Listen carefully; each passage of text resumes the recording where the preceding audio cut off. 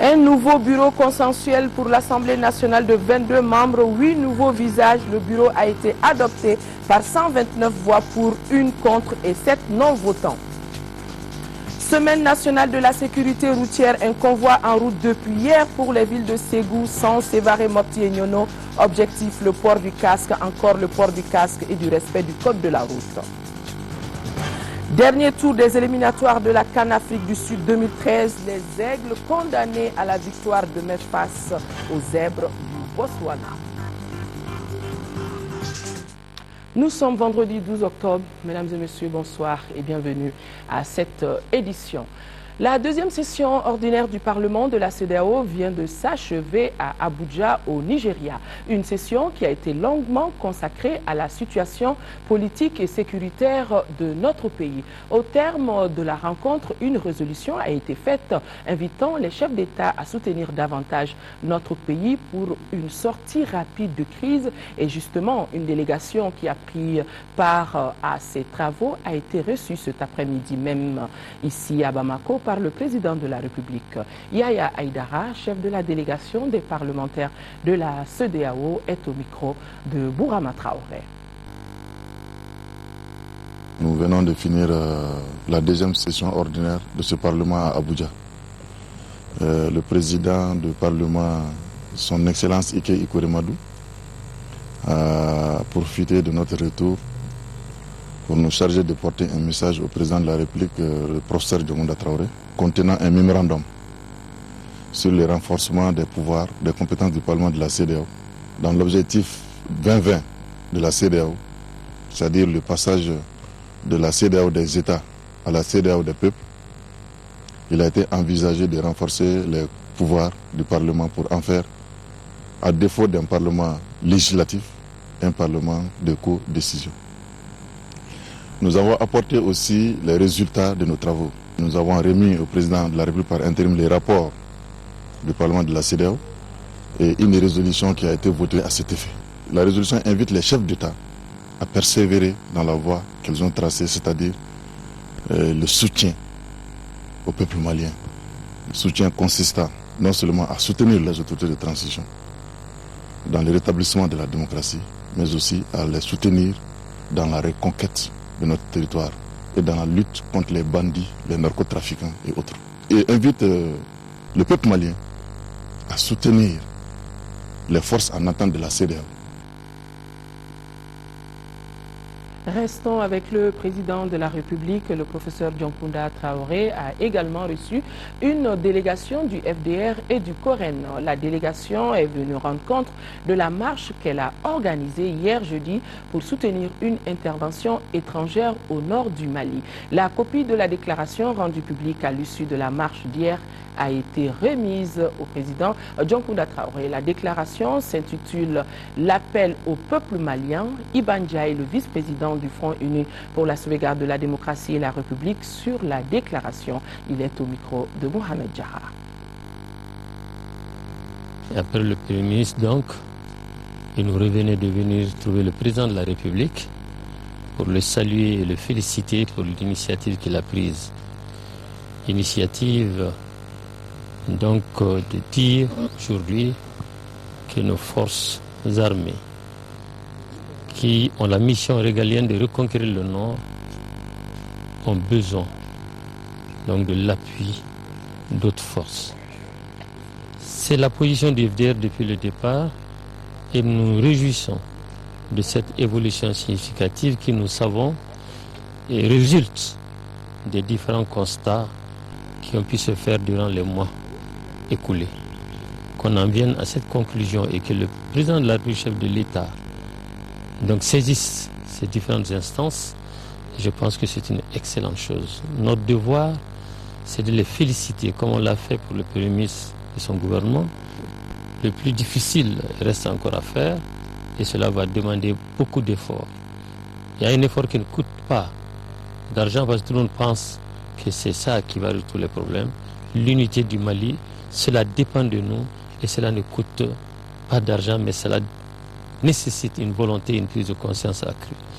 Et cette unité sacrée, c'est pour ça que le FDR travaille aujourd'hui, c'est pour ça que le Coren travaille aujourd'hui, et c'est la raison pour laquelle nous sommes mis ensemble. Nous sommes très heureux des propos que le président nous a tenus. Ce qu'il nous a dit, c'est cette nécessité aujourd'hui donc de créer les conditions psychologiques, matérielles, pour que le peuple uni, avec son armée, puisse affronter l'épreuve qui est la rencontre du Nord, qui demande un ensemble de choses. Et ce que nous avons retenu, c'est que le dialogue ne s'est jamais arrêté. Démarrage de la session plénière de l'Assemblée nationale, c'était sous la présidence de Younousi Touré. Le renouvellement du bureau des communications ont été les 2 points clés inscrits à l'ordre du jour. Un bureau consensuel de 22 membres a été mis sur pied, 129 voix pour, 1 contre, 0 abstention et 7 non-votants. Mahamadou Doumbia a suivi la séance plénière. Voici son compte-rendu. Cette séance plénière de l'Assemblée nationale avait 2 points inscrits à son ordre du jour. Il s'agit des renouvellements du bureau de l'Assemblée nationale, des commissions permanentes, de la commission des contrôles et d'un siège au Parlement de la CEDEAO. Et en 2e point, des communications. Pour le renouvellement du bureau de l'Assemblée nationale en l'absence de Dioncounda Traoré, président de la République par intérim, le premier vice-président de l'Assemblée nationale reste Younousi Touré à la tête d'un bureau de 21 membres. Ce nouveau bureau a été adopté par 129 voix pour, 1 contre, 0 abstention et 7 non-votants. Certes, le détail est nécessaire, cependant, il n'y a pas eu de grands changements. Assari Ag Mbarkawan reste toujours 2e vice-président. Amadao Silla, le 3e vice-président, est remplacé par Ousmane Ba. Baba Oumar Boré de l'IRD est remplacé par Kassim Tapo de l'ADEMA PACJ qui devient 4e vice-président. Ousseni Guindo de la CODEM, 7e vice-président, remplace Mahamadou Habib Diallo du MPR. Philippe Keita de l'ADEMA PACJ remplace Oumar Marko du parti Sadi comme 10e vice-président. Le premier et le second questeur restent inchangés. Ce sont Mahamadou Sissé de l'ADEMA PACJ et Moussa Sissé de l'URD. Quant au secrétaire parlementaire, Ismaël Samake de l'ACM, 6e secrétaire parlementaire, est remplacé par Ousmane Batili. Kissima Mangane, 7e secrétaire, est remplacé par Belkoba de l'ACM. Saran Sinaté de la CODEM, 9e secrétaire, est remplacé par Kissima Mangane du MPR. Et enfin, Lukman Tangara de l'ADEMA PSJ, 10e secrétaire parlementaire, remplace Mamadou Diawara du RPM. Au niveau du Parlement de la CEDEAO, le siège est attribué à Siaka Traoré de l'ADEMA PSJ à condition d'être approuvé suite à un vote. Oui, Mahamadou Doumbia, restons à l'Assemblée nationale où les commissions permanentes et celles chargées du contrôle de l'Assemblée ont été mises en place ce vendredi après midi. Pas de changement notoire au niveau de la présidence des 12 commissions que compte l'hémicycle. On note que Madame Touré, Safiatou Traoré de l'ACM remplace Khalifa Doumbia au niveau de la commission de la santé, du développement social et de la solidarité. Les députés ont procédé aussi à l'élection de Siaka Traoré comme représentant de l'Assemblée nationale au Parlement de la CEDEAO. Il remplace Al-Agabas Ag Intala, élu à Kidal et qui se trouve aujourd'hui dans les rangs des mouvements armés dans le nord du Mali. Il a été remplacé au cours d'un vote. D'autres députés rebelles ne sont plus reconnus par l'Assemblée nationale. Il s'agit de Mohamed Ag Intala, Ahmada Ag Bibi, Deiti Ag Lindoumi, Ibrahim Ag Mohamed Assaleh et Saleh Ag Al-Bakaï. Les préparatifs et le suivi de l'application des recommandations de l'EID, l'EID c'est l'espace d'interpellation démocratique, étaient donc au centre d'une rencontre entre le médiateur de la République et la société civile. La journée a permis de comprendre la nouvelle vision que le médiateur a élaborée en vue de faire de l'EID un espace de référence en matière de protection et de promotion des droits humains. Journée suivie par Adama Djindé. L'organisation de l'espace d'interpellation démocratique EID est désormais confiée au bureau du médiateur. Cette nouvelle mesure est prise pour corriger certaines lacunes, entre autres. Le premier constat, c'est la lenteur, voire le défaut de réponse de l'administration aux recommandations et interpellations la tenue annuelle des sessions qui ne permet pas une meilleure préparation de la session de l'EID, le manque d'un mécanisme de suivi de l'exécution des recommandations du jury. Le jury d'honneur a recommandé l'organisation de l'EID par une autorité indépendante. Justement, c'est pour partager cette information que le médiateur a invité les organisations de la société civile. Objectif, réfléchir sur les nouvelles orientations relatives à l'EID New Look. Dans cette démarche, le médiateur est tout à fait en phase avec ses partenaires.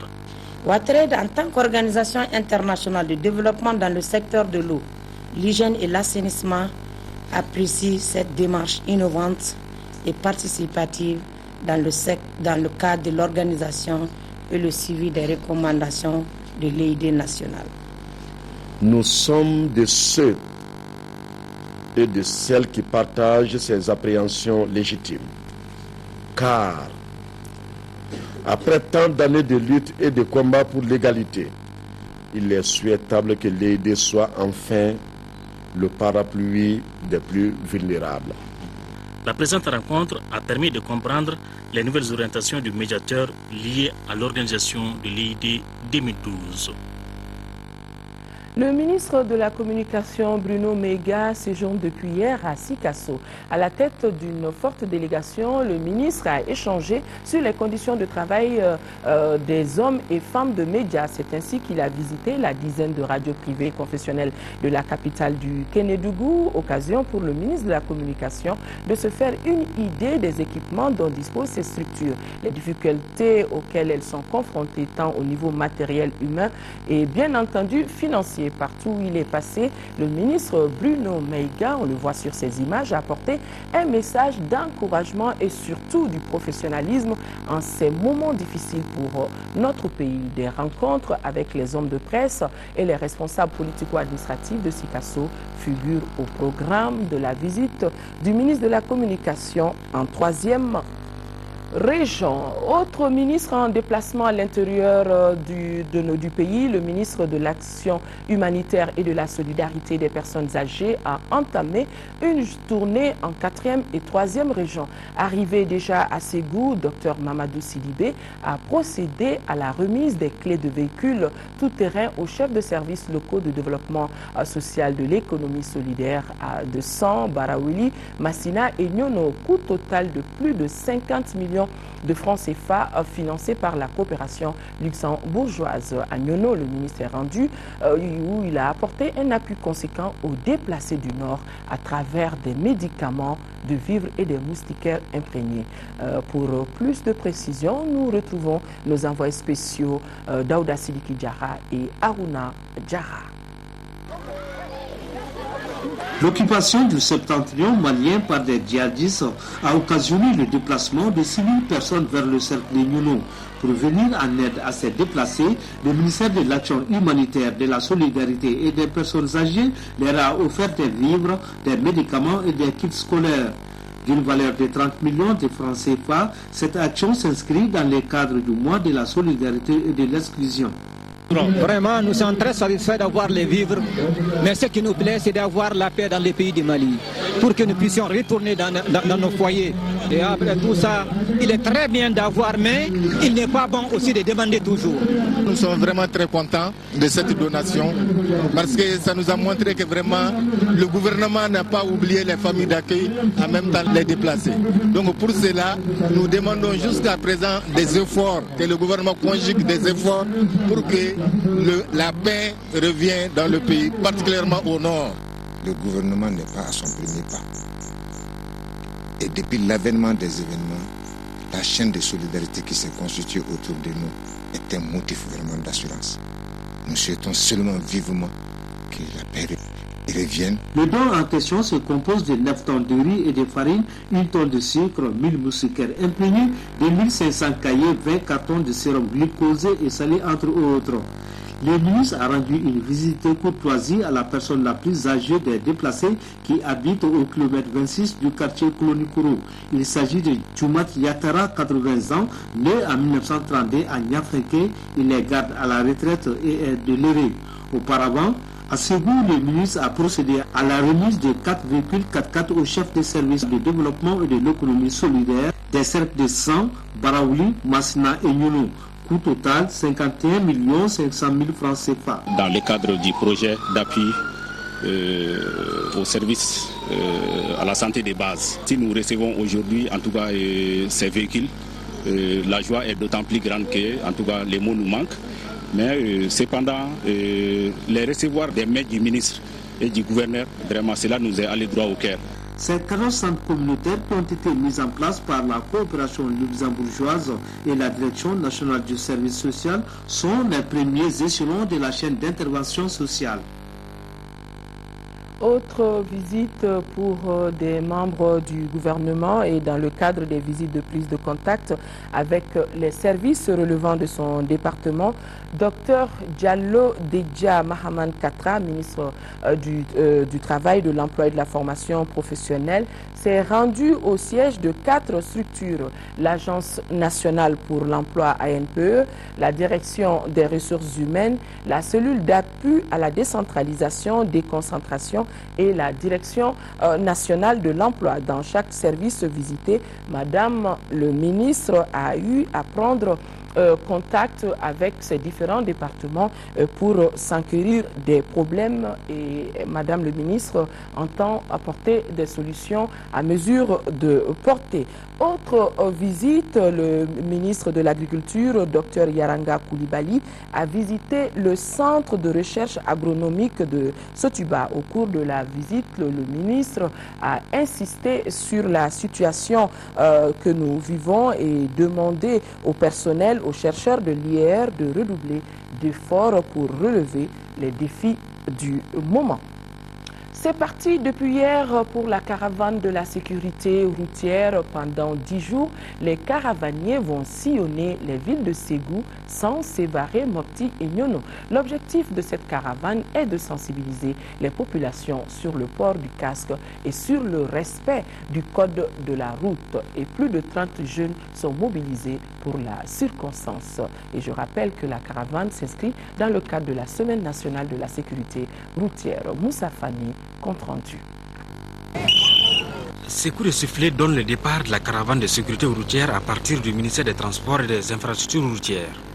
Organisé par les PALIR, projet d'appui à la lutte contre l'insécurité routière, les caravaniers vont sensibiliser les populations des villages et villes traversées et procéderont à la distribution gratuite des casques.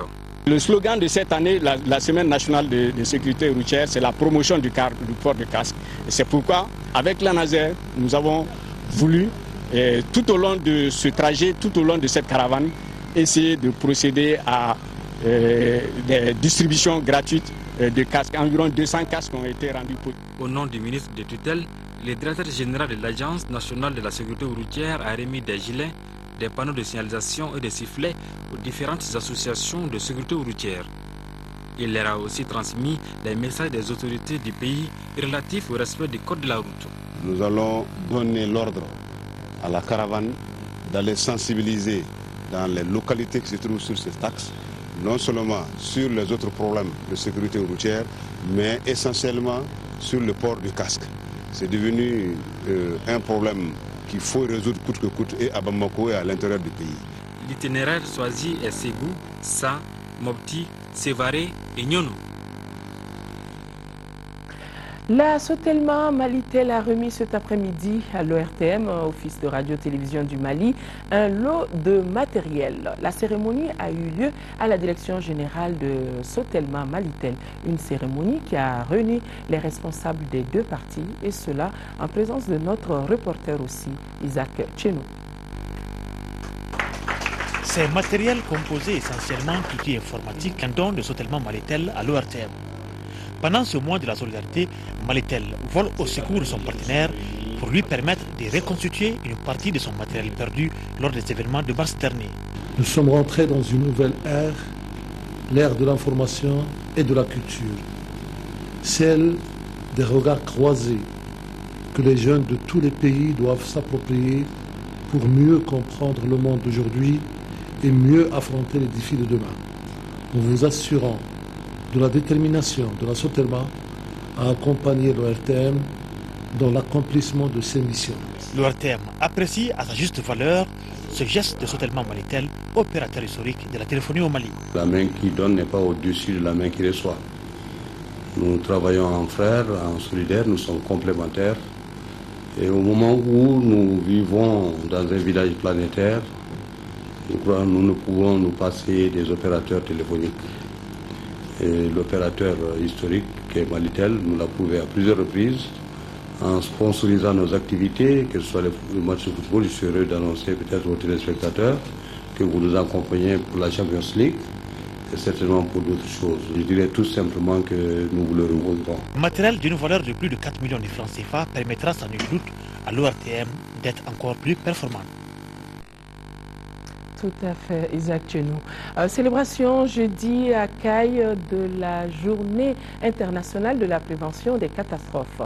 C'était jeudi dernier. Le thème retenu cette année est les femmes et les filles, les forces vives de la résilience. Au cours de cette journée, les femmes ont été informées et sensibilisées sur la gestion des sinistres pendant l'hivernage 2012. Le rôle des femmes et jeunes filles dans la prévention et la gestion des catastrophes, entre autres. Compte rendu depuis Caille de Idrissa Angoulou Sissoko.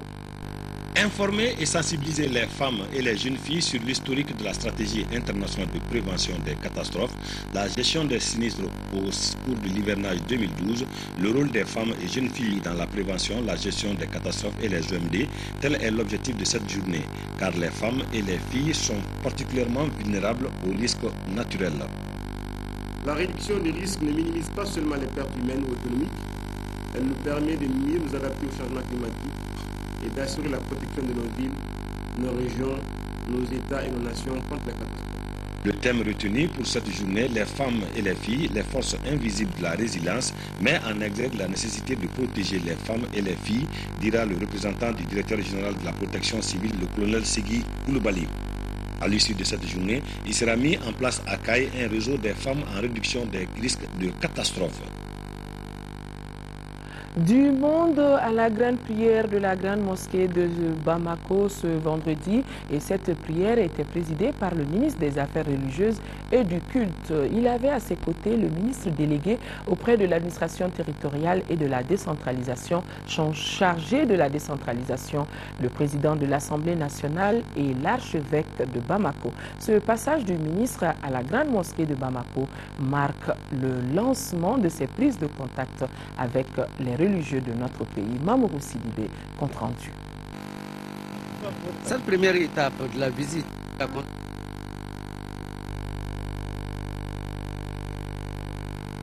de prier et d'échanger avec les fidèles musulmans sur les questions brûlantes de l'heure. Dans son message de bienvenue, le représentant du directoire de la mosquée a exposé son point de vue par rapport au problème du nord du Mali. Selon l'intervenant, on en a assez du mot négociation. Il est temps d'agir et de punir tous ceux qui ont commis des exactions dans le nord de notre pays. Le ministre, dans son intervention, a invité les religieux à cultiver l'amour du prochain. Après la grande mosquée, nous nous rendrons dans les jours à venir à la cathédrale de Bamako et dans l'église évangélique protestante pour célébrer la même cérémonie. Ces visites permettront de faire l'état des lieux afin d'identifier les principales actions à mener en matière de culte au Mali. Je vous réitère mon appel à prier toujours pour le Mali afin que Dieu le Tout-Puissant puisse aider notre pays à retrouver l'intégrité de son territoire, synonyme de retour de la paix dans les régions du Nord. Cette visite est le début d'une série de prises de contact avec les leaders religieux et les lieux de culte du Mali. On aura vu sur ces images la présence aussi du ministre de l'administration territoriale, le colonel Sinko Koulibaly, et des diplomates aussi ont assisté, ont pris part à cet événement à la grande mosquée de Bamako. Constater sur le terrain les occupations anarchiques dans la forêt classée de Tchefala, c'est l'objet de la visite effectuée par le ministre de l'Environnement. À l'issue de cette visite, David Sagara et sa délégation ont pris bonne note des violations de l'arrêté qui crée la forêt classée et ont pris l'engagement de faire de ce dossier une priorité gouvernementale. Alousseni Touré. Nous sommes ici dans la forêt classée de Kianfala qui s'étend sur 3000 hectares. Elle est créée par un arrêté datant de 1939. Seulement, depuis quelque temps, cette forêt prend les allures d'une grande exploitation agricole. En cause, une occupation anarchique qui dépasse tout entendement. Le problème réel qui se pose à la date d'aujourd'hui, c'est un problème de la forêt sous plusieurs formes. Il y a les occupations des agroforesteries, il y a les occupations des vergers, il y a des antennes d'Orange, de la BCAO, il y a aussi des anciens projets comme les Cyberb et puis la Solima qui ont pratiquement délaissé la forêt, ils sont partis sans restaurer ce qu'ils ont détruit à l'intérieur. C'est un article de presse qui a alerté le département de l'environnement sur la détention de plusieurs titres fonciers par des particuliers sur cette aire forestière. Le plus emblématique est celui détenu par un certain Fadiga sur 30 hectares. Le détenteur a même défié le gouvernement en le poursuivant en justice. Pour les autorités, cette situation ne peut perdurer. En ce qui concerne les dispositions à prendre, il y a les aspects institutionnels.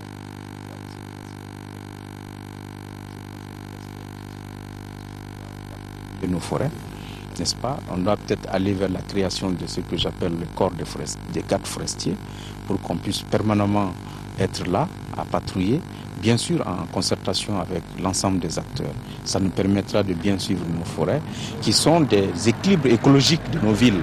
En ce qui concerne les occupations illicites, je pense que dans les prochains jours, nous allons voir quelles sont les responsabilités et situer ces responsabilités et en concertation avec l'ensemble des acteurs de prendre des décisions qui s'imposent pour qu'on attaque les forêts de telle manière.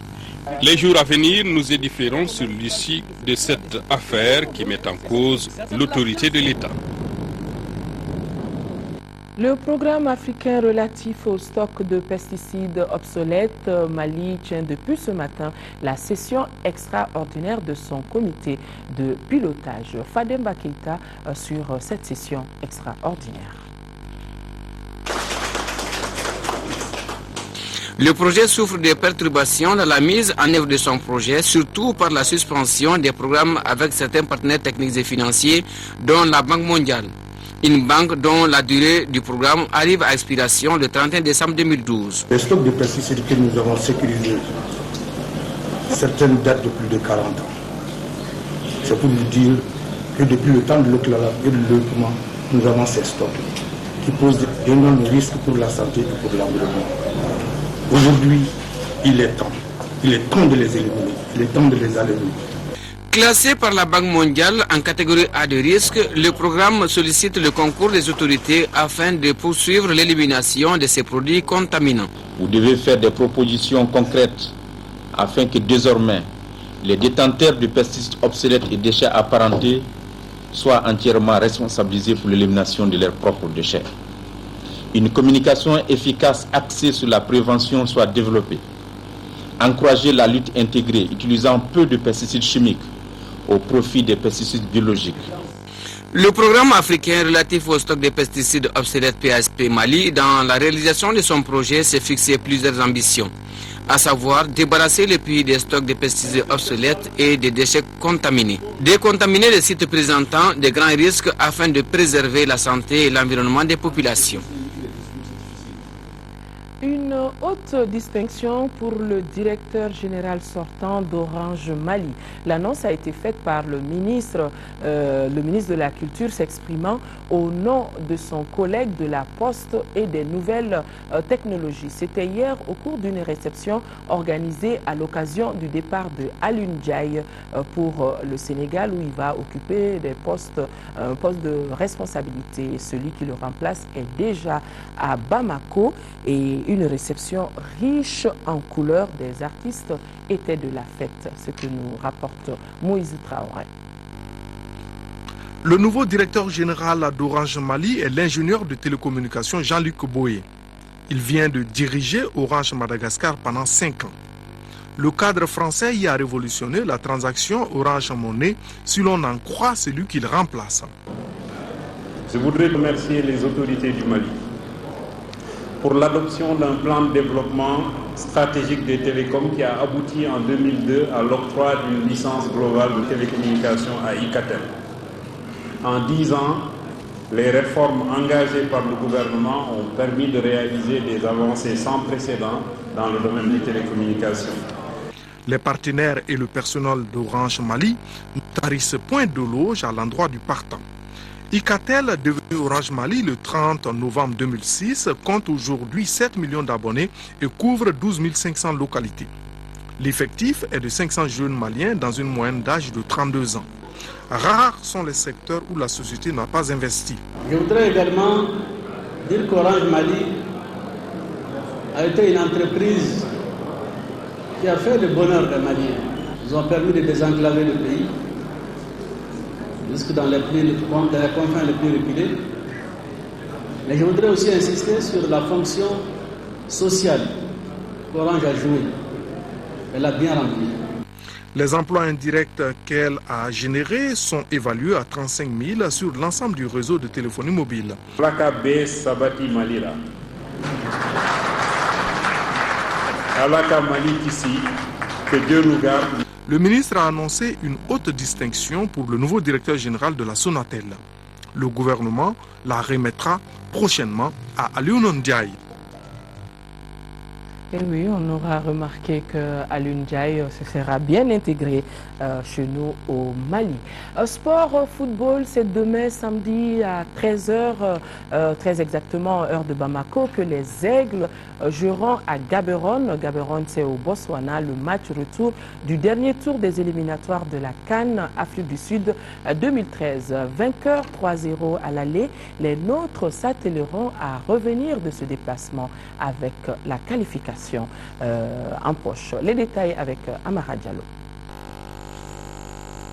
Sauf cataclysme, les Aigles du Mali reviendront du déplacement botswanais avec en poche le ticket de la phase finale Afrique du Sud 2013. Autrement, ce serait plus qu'une contre-performance. Forte d'une avance de 3 buts marqués ici à l'aller, l'équipe nationale se produira à Gaborone, certes remaniée, mais logiquement favorite face aux Zèbres. Après les forfaits de Seydou Keita, Adama Tamboura, Mahamadou Djaradjila, Moustapha Yatabare et Mohamed Lamine Sissoko, toujours aux abonnés absents, les Aigles feront ce samedi avec les renforts de 2 nouveaux locaux, Idrissa Namalaïko Traoré et Idrissa Traoré Essien du Djoliba AC. Même si sur les 2 dernières rencontres contre le Botswana, notre pays a pris le dessus à la dernière CAN et lors du match aller de ses éliminatoires, il ne faudra surtout pas oublier que les Zèbres ont été les premiers à se qualifier pour la phase finale de la dernière Coupe d'Afrique des Nations, invaincus à domicile. Alors la solidarité dans le groupe des Aigles et un bon dosage d'anciens et de nouveaux permettront c'est sûr à l'équipe nationale de revenir avec la qualification en poche, mais surtout avec un bon résultat digne de la 3e place africaine qu'elle occupe. Voilà, demain samedi, Mali-Botswana, match que vous pourrez suivre en direct sur cette même antenne en raison de la retransmission donc en direct du match Mali-Botswana. Le journal de 13h de demain sera avancé d'1 heure. Il vous sera présenté à 12h et ça sera une présentation de Amara Malé Diallo et juste après vous pourrez suivre votre feuilleton El Diablo. Voilà, mesdames et messieurs, c'est donc tout pour ce journal. J'ai oublié de vous dire que je serai heureuse aussi d'être là sur ce même plateau à 20h pour d'autres informations. Et d'ici là, nos pensées vont à nos compatriotes des régions du nord du Mali vivant sous occupation. On ne les oublie pas et cela jusqu'à la libération complète du pays. Merci, excellente journée.